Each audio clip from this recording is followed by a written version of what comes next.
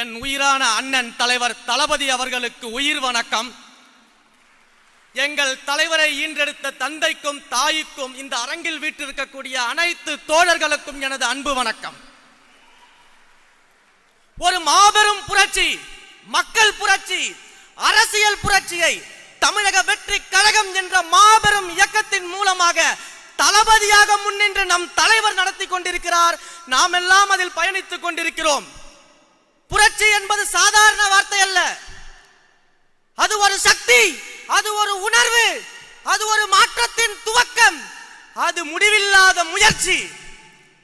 இந்த புரட்சி என்ன செய்யும் தெரியுமா? இந்த புரட்சி அடக்குமுறைகளை ஒடுக்கும், அநீதிகளை அழிக்கும்.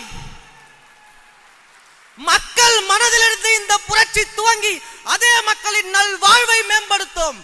அத்தகைய மாபெரும் புரட்சியில் நம்முடைய தலைவர் நம்மையும் ஒரு அங்கமாக மாற்றி இருக்கிறார்கள் என்றால் நாம் நம் தலைவருக்கு என்ன செய்ய போகிறோம்?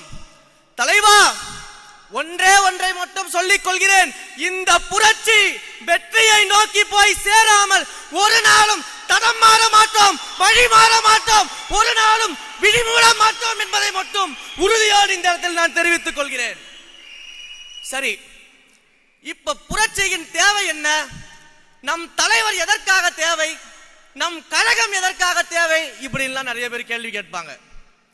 அவர்களுக்கெல்லாம் நாம பதில் சொல்றதை விட இன்றைக்கு மக்களே பதில் சொல்லிக் கொண்டிருக்கிறார்கள். என்ன பதில் சொல்லிக் கொண்டிருக்கிறார்கள் தெரியுமா? கருவில் இருக்கும் பெண் குழந்தை முதல் வயதான பாட்டி வரைக்கும் பெண்களுக்கு பாதுகாப்பில்லாத ஒரு ஆட்சியை நடத்தி கொண்டிருக்கக்கூடிய இந்த ஆட்சியாளர்கள் தேவையில்லை. தங்கள் வீட்டு பெண்களுக்கு அண்ணனாக, தம்பியாக, பிள்ளையாக பாதுகாப்பு கொடுக்க எங்கள் தலைவர் தளபதி அவர்கள் தான் வேண்டும் என்று மக்கள் சொல்லிக் கொண்டிருக்கிறார்கள். தினந்தோறும் கொடூர கொலைகளும் கொள்ளைகளும் பாலியல் குற்றச்சாட்டுகளும் நடந்து கொண்டிருக்கக்கூடிய இந்த சமுதாயத்தில் சட்ட ஒழுங்கை பாதுகாக்காமல் வேடிக்கை பார்த்து கொண்டிருக்கக்கூடிய ஆட்சியாளர்கள் தேவையில்லை. மக்களை கண்ணும் கருத்துமாக காக்க வேண்டிய எங்கள் தலைவர் தான் முதலமைச்சராக ஆக வேண்டும் என்று மக்கள் சொல்கிறார்கள். தமிழ்நாட்டின் இளைஞர்களை எல்லாம் படிக்க வைக்க கல்வி கூடங்களை அமைத்து வளர்க்க வேண்டிய அப்பாக்கள் எல்லாம் இளைஞர்களை சீரழிக்க மது கடைகளை திறந்து, தெருவெங்கும் மது கடைகளை திறந்து இளைஞர்களை சீரழித்துக் கொண்டிருக்கக்கூடிய அப்பாக்கள் தேவையில்லை. போதைப் பொருள் புழக்கத்தை கட்டுப்படுத்தாத அப்பாக்கள் தேவையில்லை.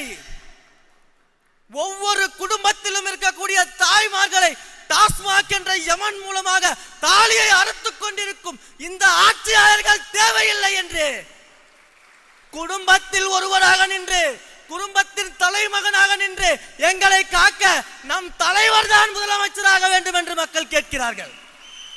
நம் தளபதி வரும் காலத்தில் மக்கள் மனதில் போற்றப்படுவார், போற்றப்படுவார், போற்றப்படுவார்.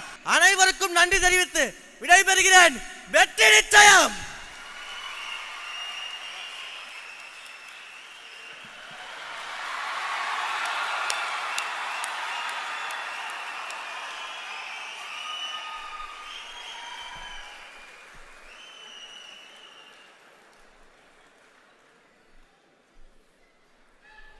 அருமை அருமை.